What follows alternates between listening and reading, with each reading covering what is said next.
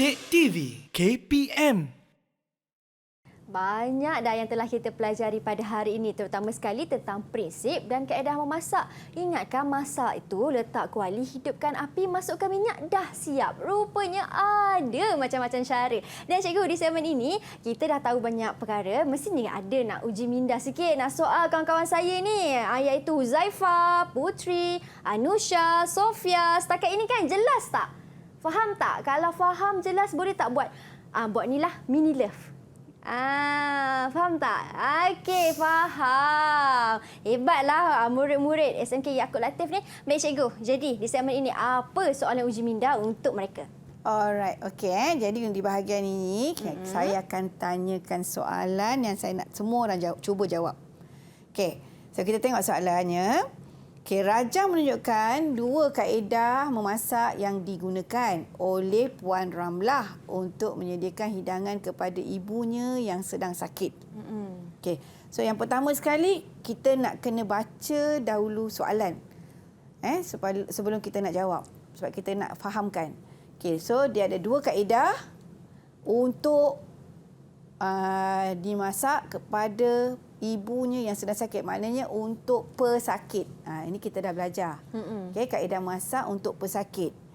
So, kalau kita tengok kaedah A dan kaedah B. So kita cuba kenal pasti dulu. Apa kaedah A ni? Apa kaedah masak untuk kaedah A? Siapa nak cuba jawab? Siapa nak cuba?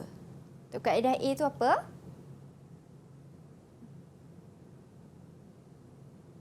Okey, Nusha, silakan Nusha.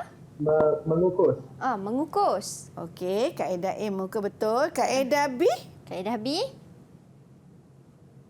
Apa itu? Menggoreng. Menggoreng. Okey, apakah justifikasi awak mengatakan kaedah B itu menggoreng? Merebus. Merebus pula. Merebus. Tapi itu gambar ikan.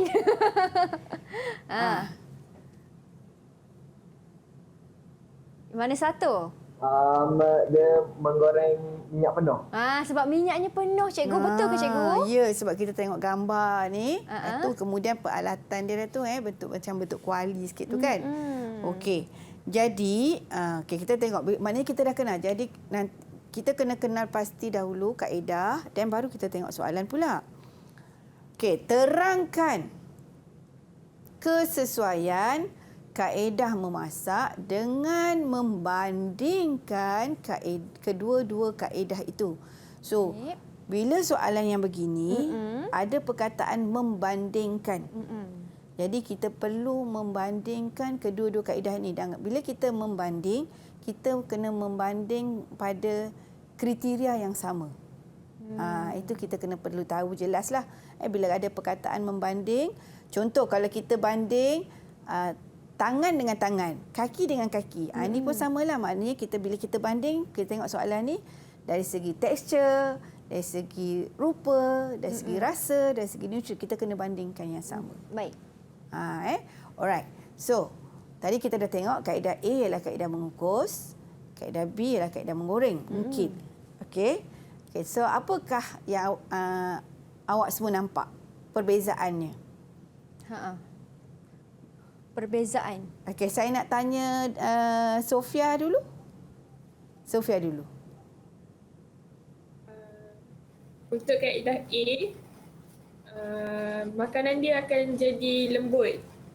Tekstur makanan dia lembut. Tekstur yang tu kita nak dengar. Tekstur, maknanya dia punya dari segi Tekstur dia lah. tekstur dia ataupun kata pegang bila kita pegang. Tekstur dia lembut. Okey, kaedah B? Tekstur dia akan jadi garing dan rangup. Sebab dia goreng. Bila dia goreng, dia garing. Betul. Garing, rangup dekat bahagian luar dia tu kan. Tapi satu lagi, bila kita banding, kita juga perlu bagi reason, sebab. Bila perkataan bandingkan tu, maknanya kita jangan cakap sekadar tekstur lembut, tekstur garing. Tapi kita kena beritahu mengapa. Betul. Jadi contoh, kaedah A mengukus. Teksturnya lembut, jadi bila lembut, apa yang berlaku? Jadi pesakit mudah kunyah. Mudah kunyah, mudah telan untuk orang sakit. Jadi kalau katalah untuk garing rangup ni, dia susah nak kunyah lah. Dia susah nak kunyah rambut sebab nanti rasa macam keras-keras dekat gigi, dekat mulut tu kan. Itu sebabnya. Betul. Okey. Jadi bila kita memberi jawapan bila soalan membanding, kita kena beri sebab juga. Terangkanlah mengapa ya. Mengapa kita pilih tentukan masakan itu. Baik, cikgu. Okey, saya nak dengar pula jawapan yang seterusnya daripada Putri. Putri. Ya, saya. Ya. Silakan.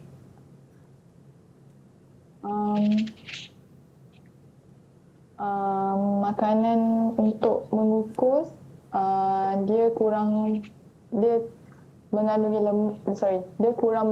lemak. Untuk kaedah B, makanan kurang mengandungi makanan kurang mengandungi sedikit berminyak. Makanan sedikit berminyak lah, cikgu. Maksudnya tu. Maksud Putri di situ. Okey. Jadi kalau kita lihat, tadi mengukus memang tak ada minyak. Kan memang tidak ada minyak sebab kita kukus ikan itu bersama dengan bahan-bahan yang lain tanpa menggunakan minyak. Tapi kalau kaedah B, menggoreng dah tentu minyak. Betul. So, jadi kenapa kita perlu kurang minyak untuk pesakit? Sebab nak mudahkan penghadaman. Dan kalau untuk kaedah B, menggoreng dia berminyak, jadi nak cerna tu susahlah sikit. Betul. Okey. Yang seterusnya, boleh saya tahu jawapan daripada Huzaifah pula? Huzaifah. Apa lagi yang kalau kita nak bandingkan dari tekstur, nutrien lagi? Dari kaedah A, warna makanan akan kelihatan pucat. Dia akan menyebabkan kurang menarik dan akan rasa macam tidak menyelerakan untuk dimakan. Okey. Bagaimana dengan menggoreng? Untuk kaedah B pula, menggoreng, warna makanan akan menjadi kuning, keemasan.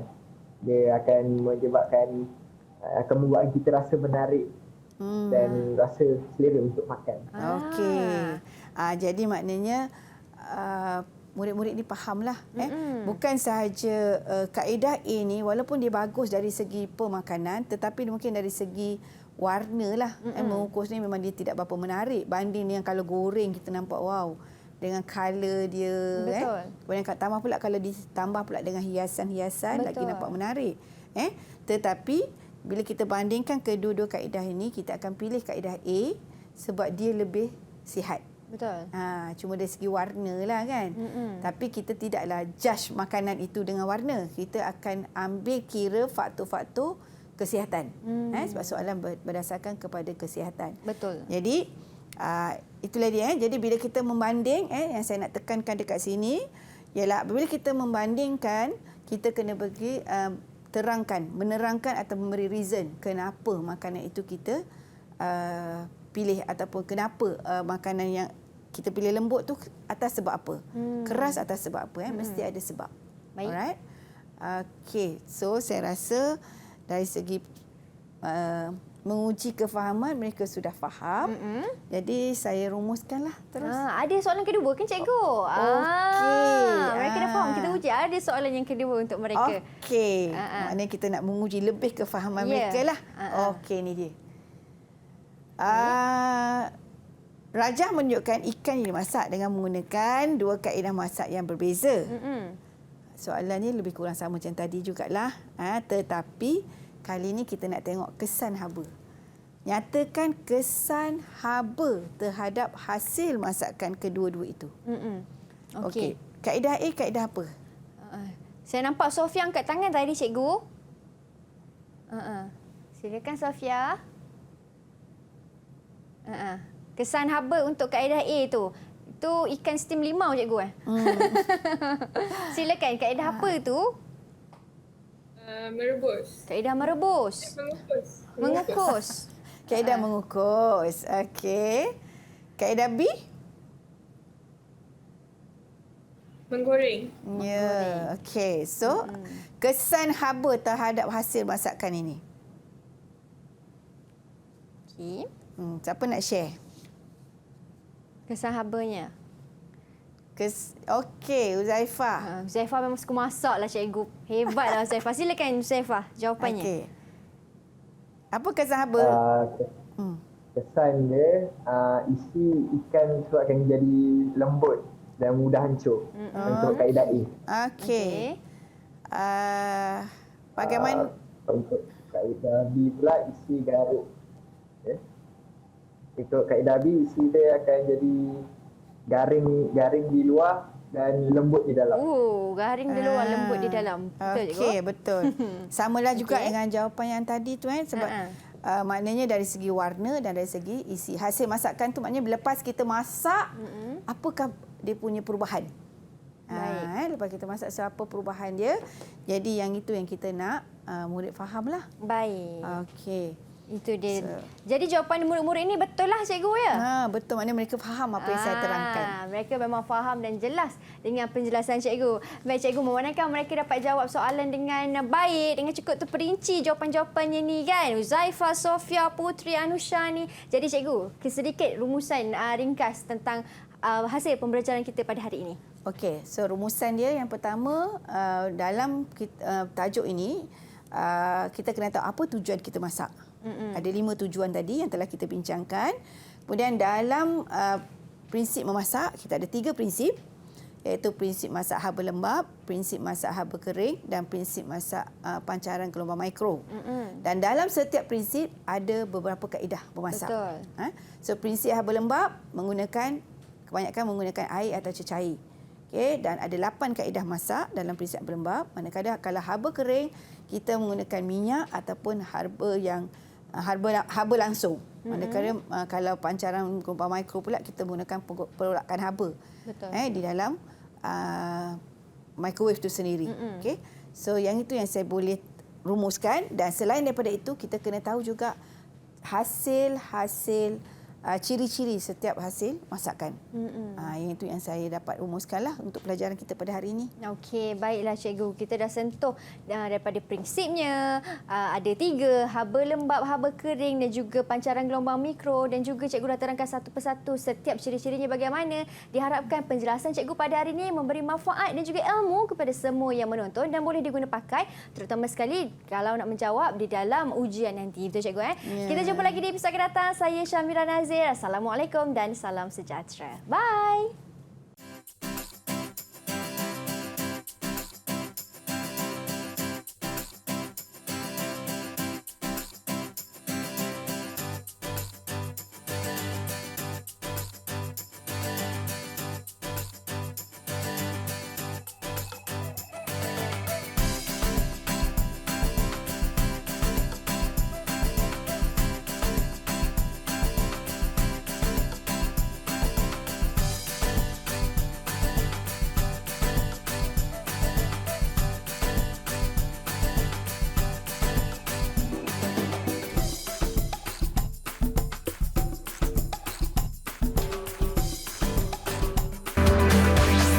Didik TV KPM